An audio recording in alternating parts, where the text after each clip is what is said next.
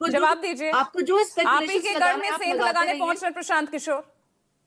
देखिए, सेंध लगाने की बात नहीं है। पहली बात तो मीडिया में बने रहने के लिए राघोपुर से उन्होंने अपना अभियान शुरू करने का निर्णय लिया है, लेकिन अब असली चेहरा उनका धीरे धीरे सामने आ रहा है।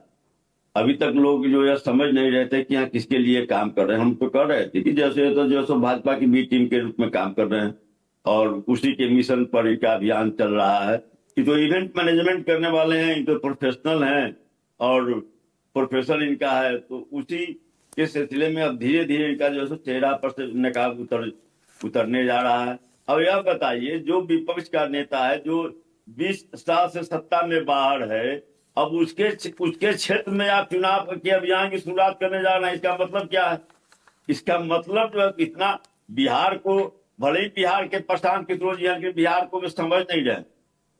बिहार में जनता दल यू के राष्ट्रीय उपाध्यक्ष रहे हैं, भाजपा के तो जो मैनेजमेंट गुरु ही रहे हैं, लेकिन बिहार को समझ नहीं रहे हैं कि बिहार की जो है धरती जो है वह लोकतंत्र की जननी है। यहाँ पर बिहार में उड़ते हुए चिड़िया को लोग पंख में हल्दी लगाता है।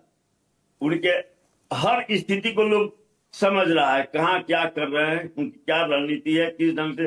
भाजपा में कभी जो है भाजपा के टॉप लीडरशिप पर इनका आक्रमण हुआ।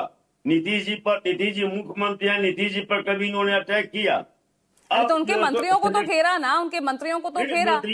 मंत्रियों को घेरे। और उन्होंने भ्रष्टाचार का मुद्दा उठाया तो आपको भी एक बेस मिल गया भ्रष्टाचार का मुद्दा उठाने का। उससे पहले तो आप भी कुछ और ही मुद्दे उठा रहे थे। नहीं, भ्रष्टाचार का मुद्दा उठाया तो जो है किसकी सरकार में उसके जिम्मेवार मुख्यमंत्री हैं कि नहीं है? लेकिन कभी भी एक शब्द मुख्यमंत्री के बारे में बोले ही नहीं। इन्होंने कभी भी जैसे भाजपा पर सवाल खड़ा किया। और यह बताइए ना कि जो 20 साल से जो पार्टी सत्ता में नहीं है, विपक्ष में है, अब उनके प्रवक्ता कर रहे हैं कि वहां पर जो है महिलाओं की यह स्थिति है, शिक्षा की यह स्थिति है। भाई सरकार 20 साल से जिसकी है वह न जिम्मेवार है कि जो विधायक वहां से वह जिम्मेवार हुआ? तो बताइए। तो यह धीरे धीरे इनकी जो है असलियत सामने आ रही है, लोग समझ रहे हैं। लेकिन यह बिहार है, बिहार में सब चलने वाला नहीं है। बिहार की जनता इस बार मन बना चुकी है, बदलाव का मन बना चुकी है। भाई वो तो अगर वो तो कह रहे हैं कि नीतीश कुमार भीष्म पितामह है, तो तेजस्वी यादव वो दुर्योधन है भ्रष्टाचार में। पता नहीं महाभारत को पढ़े हैं कि नहीं पढ़े हैं। प्रशांत किशोर जी विद्वता का बहुत दावा कर रहे हैं, लेकिन हम उनको सलाह देंगे उनको कि पहले महाभारत ठीक से बढ़िया से पढ़ ले, तब किसी का चरित्र चित्रण करें। वो क्या है? उत्सुकनी है। महाभारत किसी का चरित्र चित्रण करने के पहले उसको अच्छा से अध्ययन कर ले कि महाभारत में क्या है। अरे तो अगर मान लीजिए अगर वो राघोपुर से खड़े हो गए तो नुकसान तो पहुंचेगा ना। कोई नुकसान नहीं है। वोट तो बढ़ जाएगा। भाई आपका भी वोट बैंक वही है, उनका भी वोट बैंक वही है। आमंत्रित कर रहे हैं, हम उनको आमंत्रित कर रहे हैं कि अगर हिम्मत है तो लड़े राघोपुर से। सोनाली आनंद, एक छोटा सा रिएक्शन फिर आगे बढ़ूंगी। सोनाली आनंद, देखिए सरकार तो चुनौती दे रहे हैं आपको साफ गगन।